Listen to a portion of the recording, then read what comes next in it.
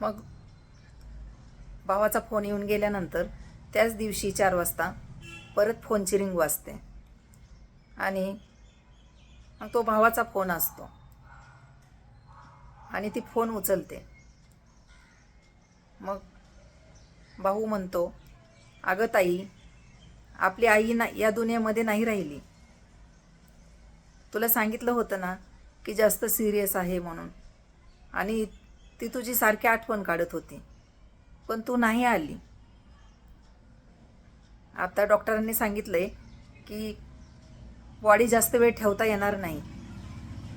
संध्याकाळच्या 10 वाजेपर्यंत आली तू तर ठीक, नाहीतर दुर्दैवाने तुझ्या आणि आईची भेट होणार नाही.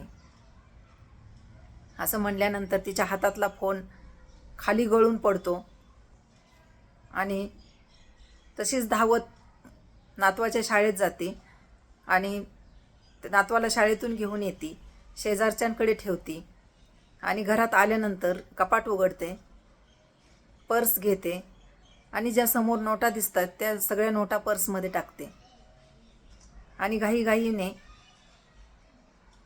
बाहेर चप्पल घालते, दरवाजा पुढं करून चप्पल घालते. मग ती फोन नीट ठेवलाय का ते पाहत नाही, दरवाजाला कुलूप लावले का नाही ते नाही पाहत, चप्पल सुनाची घातली का आपली स्वतःची घातली त्याच्याकडे लक्ष नसतं. नवरा कामावरून येईल, सुनेला विचारलेलं नाही, मुलाला विचारलं नाही, असं तिच्या मनात काहीच येत नाही. ती धावत रिक्षा स्टँडला जाते आणि प्रत्येक रिक्षाला हात करते आणि एका रिक्षामध्ये बस स्टँडला जाते. बस स्टँडला गेल्यानंतर प्रत्येक एसटीची पाटी वाचते की पुण्याला जाणारी गाडी कोणती आहे. एकही गाडी लागलेली नसते.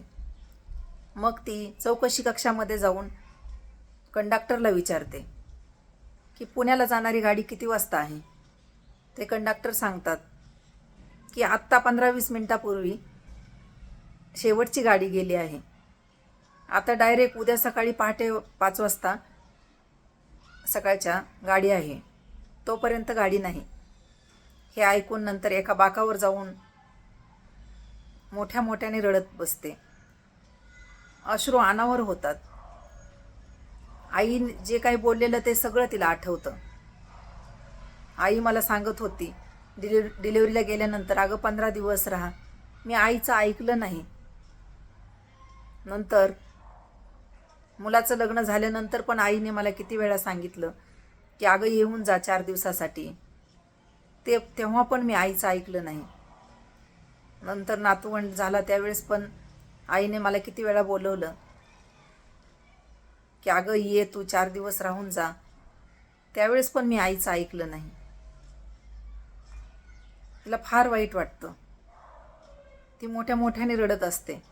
तेवढ्यात एक कंडक्टर एसटीत चढायला लागलेला असतो. त्यावेळेस तिला पाहतो आणि तिच्याकडे येतो कंडक्टर आणि विचारतो की मावशी, का रडताय तुम्ही?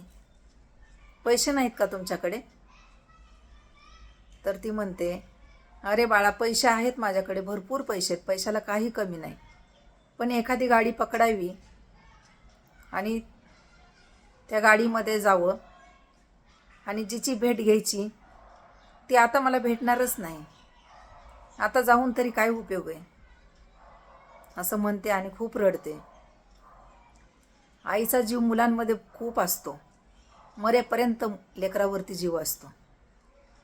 मेल्यानंतरही मुलामध्ये जीव अडकलेला असतो. पण लहान आहे तोपर्यंत कोणाची आई जाऊ नये.